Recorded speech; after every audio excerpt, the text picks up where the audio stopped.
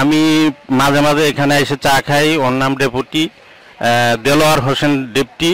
ও ভালো চা বানায়, চা বিক্রেতা। এবং ও আমার জানা মতে ও হাটলকিগঞ্জ একটা প্রাইমারি স্কুলের প্রতিষ্ঠাতা।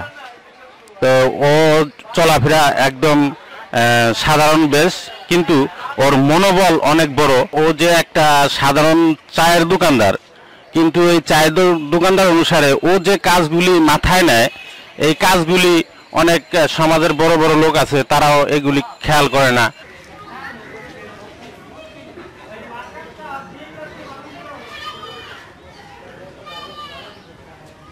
আমি একটা স্মারকলিপি লিখছিলাম, স্মারকলিপি লিখে বিষয়ের সাথে জমা দিচ্ছি।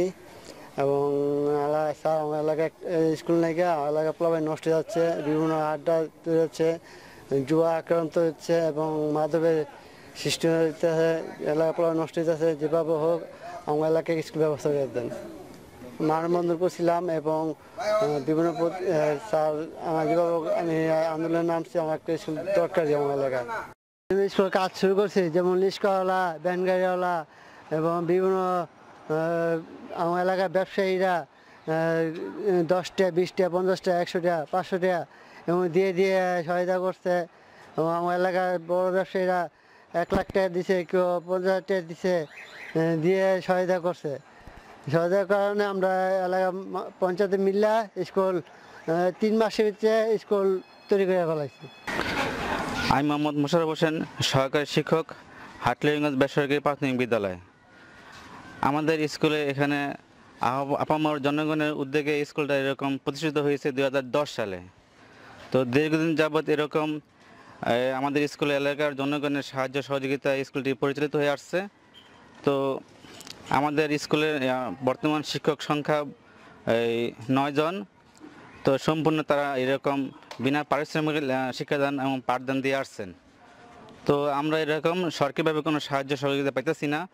তো এই দীর্ঘ 5 বছর যাবৎ আমরা এরকম এই বিনা পরিশ্রমে স্কুল এরকম কার্যক্রম আমরা চালিয়ে আসতেছি। তো আমরা এরকম আশা করছি সরকারের পক্ষ থেকে যাতে এই স্কুলটাকে রেজিস্ট্রেশন বা সরকারিকরণ করা হয়, তাহলে আমাদের এরকম এই পরিশ্রমটা সার্থক হবে। আর আমাদের মূল সমস্যা এখানে জায়গার সমস্যা। আমাদের জায়গাটা খাস জমি। দেখতে অনেক ভালো লাগতেছে, এত সুন্দর গাছপালা লাগাইছি এবং সুন্দর পরিবেশ, শিক্ষা মানে এত ভালোই থাকছে, মুন্ডা বুড়ে যায়। আগে যে শিক্ষক ছিল, আমরা মেট্রিক পরীক্ষা দিচ্ছি মাত্র 2 জন, আমাদের 20 জন 25 জন। তারা শিক্ষা মানে আরও উন্নতি হয়েছে আমাদের এলাকা এবং অনেক ডেভেলপ হয়েছে।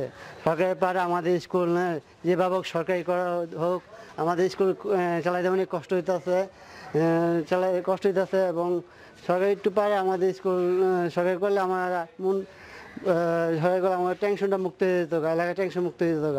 আর কত এলাকায় মানুষেতে দাঁড় নিয়ে নিয়ে স্কুল চালাতে হবে। দেলোয়ার হোসেন কোনো সুপারম্যান না, তিনি একজন সামান্য চা বিক্রেতা হয়েও প্রতিষ্ঠা করেছে একটি স্কুল। এই সমাজের সবাই যদি এরকম কিছু কাজ করে, তাহলে সমাজটার চেহারাই হয়তো পাল্টে যেত। সরকারের কাছে আমাদের প্রত্যাশা যে দেলোয়ার হোসেনের বাকি স্বপ্নটুকু যাতে সরকারিকরণ করে পূরণ করা হোক। যেগুলো আমরা বড় রঙে যাই, যাওয়ার পরে দেখা যাচ্ছে ঝড় বৃষ্টি আইলে আমরা কোনো রকমভাবে থাকতে হয়, অস্থায়ীভাবে থাকতে হয়। মনে করেন যদি ছয় থাকে